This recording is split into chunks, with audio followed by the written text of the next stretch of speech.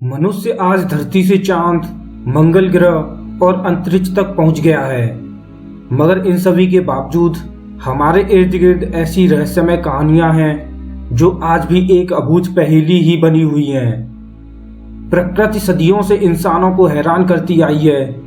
जब भी हम सोचते हैं कि हमने इसके रहस्य को जान लिया, तो फिर से एक नया और गहरा राज हमारे सामने आ खड़ा होता है।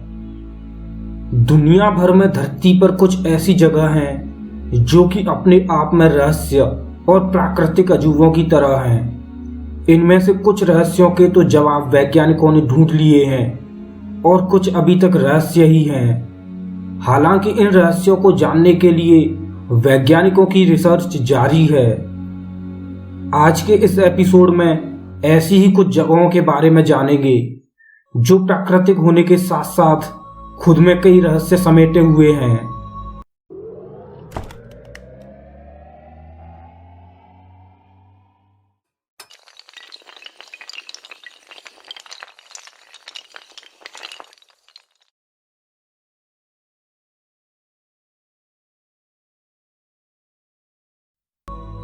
नमस्कार दोस्तों, मैं हूं श्याम और आपका स्वागत है टेक एंड मिथ्स के एक और नए एपिसोड में।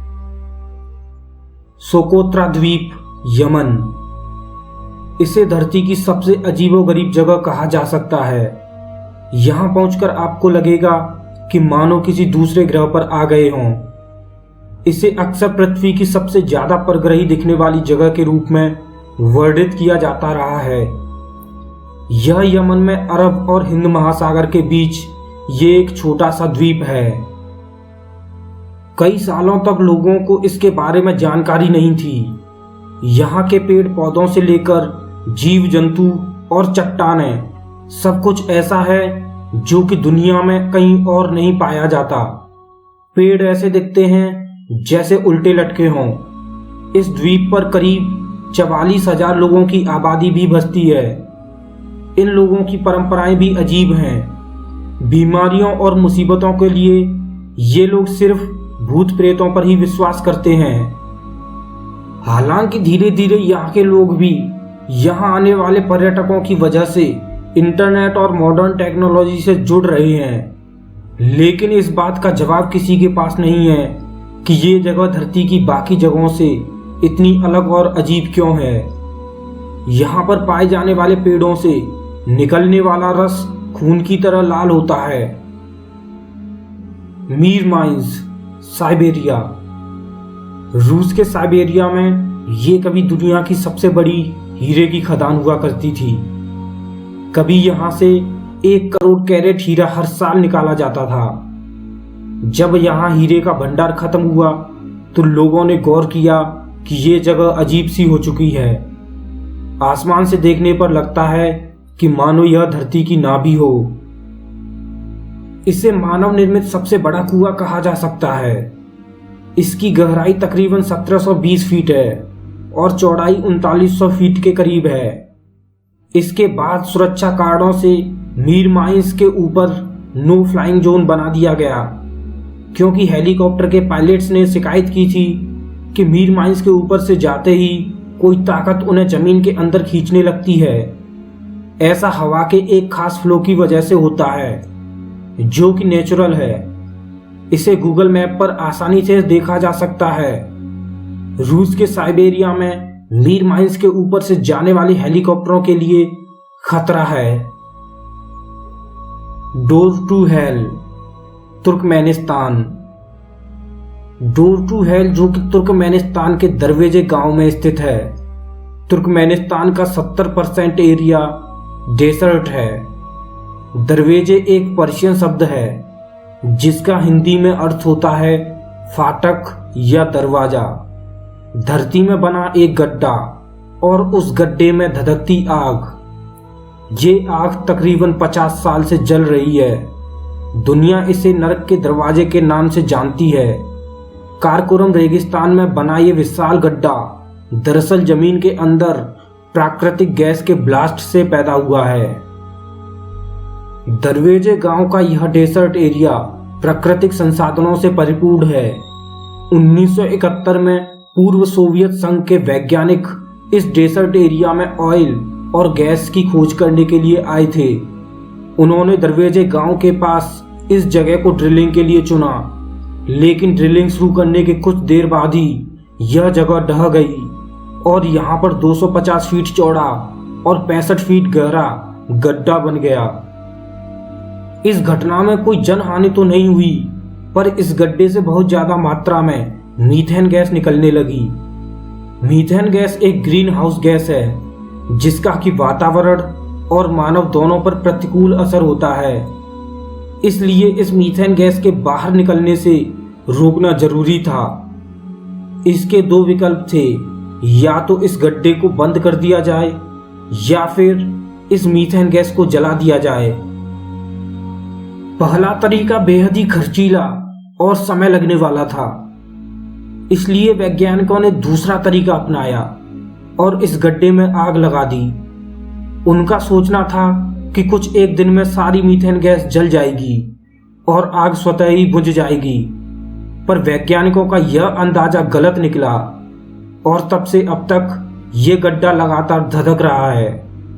इससे आप अंदाजा लगा सकते हो कि वहां मीथेन का कितना विशाल भंडार है। हर साल दुनिया भर से हजारों सैलानी इसे देखने जाते हैं। डोर टू हेल कोई राज तो नहीं है, फिर भी वैज्ञानिकों के लिए ये रहस्य जरूर है कि तकरीबन 50 साल से धधकती आग कब बुझेगी। Blood falls, Antarctica.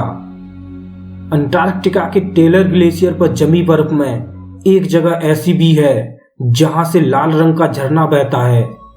इसे देखकर ऐसा लगता है कि इस झरने से खून बह रहा हो। हालांकि वैज्ञानिकों ने इस पर कई रिसर्च किए, लेकिन कोई निश्चित नतीजा नहीं निकाल पाए।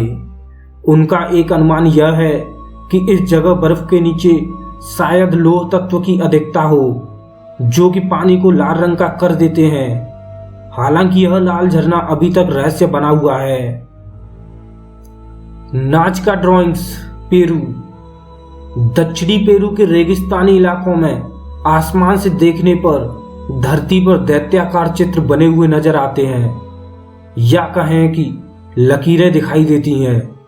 ऐसा लगता है जैसे किसी चित्रकार ने इन्हें धरती पर बनाया हो। पहली बार जब इन चित्रों को देखा गया तो एक बार तो पूरा विश्व चकित रह गया था। 80 किलोमीटर से भी अधिक क्षेत्रफल में फैले भूभाग में सैकड़ों रेखा चित्रों का संग्रह है। इन रेखाओं में पक्षी, बंदर आदि जीवों के अलावा कई ज्यामितीय रेखाएं भी हैं, जिनमें त्रिभुज, चतुर्भुज आदि संरचनाएं शामिल हैं। वहां के रहने वाले लोकल लोग मानते हैं कि ये रेखाएं यहां हजारों साल पहले रहने वाले नाजका इंडियंस ने बनाई हैं। इसलिए इन्हें नाजका रेखाएं या नाजका ड्राइंग्स कहते हैं। 1920 के दशक में पहली बार इन्हें हवाई जहाज से देखा गया था। नीचे देखने पर ये लाइनें आपस में उलझी हुई बेतरतीब लाइनें मालूम होती थी।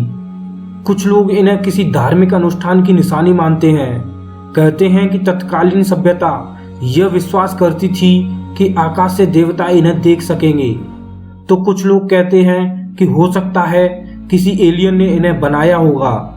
लगभग 96 साल से इनकी रहस्यमयता बरकरार है। ये किस लिए बने हैं और इन्हें बनाने वाले कौन थे, यह आज तक पता नहीं लग सका। हजारों की संख्या में बने ये चित्र ये तो बताते हैं कि इनका कोई ना कोई मकसद तो जरूर रहा होगा। आसमान से दिखने वाली इन लाइनों को किसने खींचा है और ये चित्र क्यों बनाए हैं, कोई नहीं जानता। बरमूडा ट्रायंगल, अटलांटिक महासागर। बरमूडा ट्रायंगल के बारे में तो आप सबने सुन ही रखा होगा। यह धरती की सबसे चर्चित और रहस्यमय जगहों में से एक है। उत्तर पश्चिम अटलांटिक महासागर में एक त्रिभुज जैसा ये इलाका बरमूडा ट्रायंगल कहलाता है, जिसे डेविल्स ट्रायंगल यानी शैतानी त्रिभुज भी कहा जाता है। यह करीब 39 लाख वर्ग किलोमीटर का इलाका है। इस जगह से गुजरने वाले तमाम जहाज और विमान अचानक गायब हो जाते हैं। इन विमानों या जहाजों के कोई निशान भी नहीं मिलते और वो रडार से अचानक लुप्त हो जाते हैं। अमेरिकी नेवी का मानना है कि यह बरमूडा ट्रायंगल है ही नहीं और अमेरिकी जियोग्राफिक नामों में ऐसा कोई भी नाम है ही नहीं। इसके बाद भी इस जगह के बारे में ऐसी कई असाधारण बातों का जिक्र किया जाता है जिन पर यकीन करना मुश्किल हो जाता है। बहरहाल तमाम शोध और जांच पड़ताल के बाद भी इस नतीजे पर नहीं पहुंचा जा सका है कि आखिर गायब हुए जहाज़ों का पता क्यों नहीं लग पाया। उन्हें आसमान निकल गया या समुद्र निकल गया। दुर्घटना की स्थिति में भी मलबा तो मिलता, यह प्रश्न अनुत्तरित है। बरमूडा ट्रायंगल के बारे में सबसे पहले जिक्र कोलंबस ने किया था। कोलंबस ने 11 अक्टूबर 1492 की अपनी जर्नल्स में लिखा है कि उस जगह से कुछ दूरी से गुजरते वक्त उन्होंने क्षितिज पर नाचती अजीबोगरीब रोशनी देखी। ऐसा लगता था कि आसमान में आग का एक गोला है और वहां पर दिशा बताने वाला कंपास भी अजीबोगरीब तरीके से व्यवहार करने लगा था। वैज्ञानिक भी मानते हैं कि यहाँ पर धरती के अंदर कुछ ऐसा है जिसकी वजह से यहाँ प्रकृति के सारे नियम फेल हो जाते हैं। दोस्तों, इस एपिसोड में बस इतना ही। प्लीज़ दोस्तों हमारे वीडियो को लाइक कीजिए, चैनल को सब्सक्राइब कीजिए और हमें कमेंट में बताइए कि आपको वीडियो कैसा लगा। मैं हूं आपका दोस्त श्याम, फिर से मिलेंगे एक और नए एपिसोड में। तब तक के लिए नमस्कार।